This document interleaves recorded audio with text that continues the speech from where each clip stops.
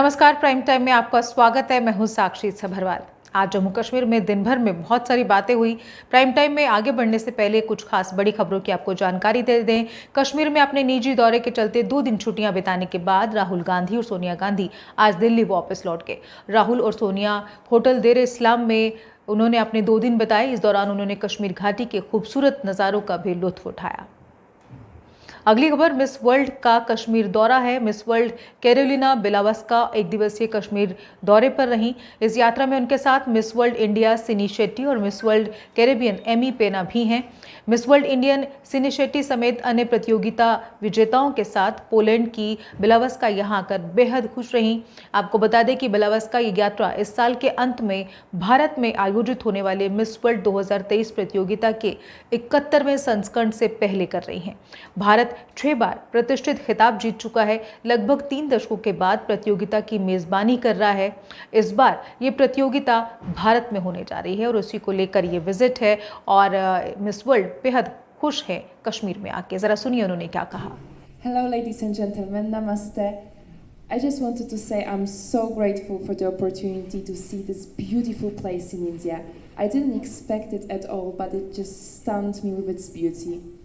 We've been talking about Kashmir and I knew there would be a beautiful scenery, but what we've seen today was really blowing our minds. The beautiful lake, we took a ride on the boats, we see the colorful garden and everyone welcomed us so nicely, so warmly that I cannot wait to welcome 140 nations and all my friends and family to bring them here to India and to show places like Kashmir, like Delhi, Mumbai. You have so many beautiful places around your country.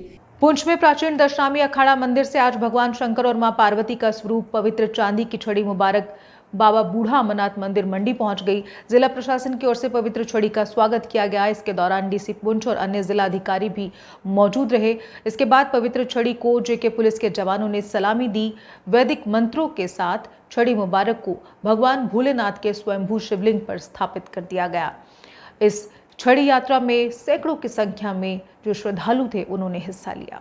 चलिए अब बात prime time में मुख्य मुद्दे की। हर बार हम मुख्य मुद्दे में किसी खास विषय पर चर्चा करते हैं। आज का जो विषय है वो कहीं ना कहीं आपको सोचने पर मजबूर जरूर करेगा। जम्मू कश्मीर में बीते कुछ महीनों पर नजर डालें तो ऐसा लगता है कि जैसे कि जम्मू कश्मीर सिर्फ और सिर्फ समस्याओं से घिरा हुआ एक यूटी है, जहां लोगों के पास हर बार कोई नई समस्या या यूं कहें कि हर बार कोई नया विषय उसे हवा दी जाती है और देखते ही देखते वो मुद्दा तूल पकड़ लेता है। ऐसा एक नहीं कई मामले हैं जो बीते कई महीनों से एक के बाद एक करके जो है वो सामने आते हैं। इनको लेकर खूब हंगामा होता है। कहीं विपक्षी पार्टियां हावी हो जाती हैं तो कहीं आम जनता सड़कों पर उतर आती है।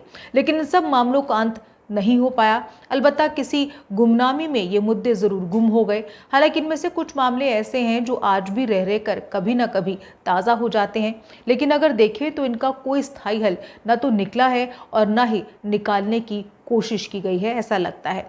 आपको याद होंगे, वैसे तो कई मुद्दे हैं। चलिए शुरुआत करते हैं प्रॉपर्टी टैक्स को लेकर। प्रॉपर्टी टैक्स का मुद्दा जो कि जोर शोर से चर्चा में रहा, जबकि इस बात को लोगों ने सिरे से नकार दिया। 21 फरवरी 2023 को जम्मू कश्मीर के आवास और शहरी विकास विभाग ने जम्मू कश्मीर के शहरी क्षेत्रों में संपत्ति कर यानी टैक्स प्रॉपर्टी टैक्स लगाने, मूल्यांकन और संग्रह करने के लिए 2 अलग अलग अधिसूचनाएं जारी की थी।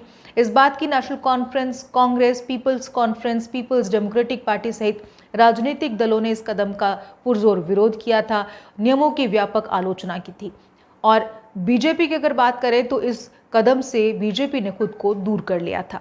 फिर आपको स्टेट लैंड खाली करवाने वाला मामला भी याद होगा, जब सरकार ने स्टेट लैंड खाली करवाने का ऐलान किया था और जहां विपक्षी पार्टियों ने इस फैसले की जमकर आलोचना की तो आम जनता भी इससे प्रभावित हुई।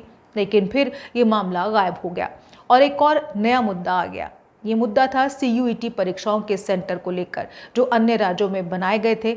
इसको लेकर स्टूडेंट्स तो परेशान हुए ही, बल्कि अभिभावकों के लिए भी ये परीक्षाएं परेशानी का सबब बन गई। खैर, JKSSB एस्पिरेंट्स का मामला भी आपको याद होगा। JKSSB एस्पिरेंट्स कितने परेशान रहे। फिर एक और नया मामला आ गया, वो था 5 मरले भूमि देने को लेकर। सरकार के इस फैसले पर हो हल्ला हुआ जब उपराज्यपाल प्रशासन ने गरीब बेघरों को 5-5 मरले भूमि देने का ऐलान किया। तभी से ही प्रदेश की सियासत में नई राजनीति का दौर शुरू हो गया। एक तरफ महबूबा मुफ्ती इसे जम्मू कश्मीर की डेमोग्राफी को बदलने की साजिश करार देती नहीं तो दूसरी तरफ उमर अब्दुल्ला ने इसे लेकर प्रशासन पर कई सवाल उठाए कि आखिर वो गरीब कौन होंगे जिन्हें ये भूमि दी जाएगी, जबकि उनकी पहचान कौन और कैसे होगी जैसे सवाल उठाए गए। खैर, इसके बाद फिर एक और मुद्दा आ गया, वो था बुजुर्गों, विधवाओं और दिव्यांगों को मिलने वाली पेंशन।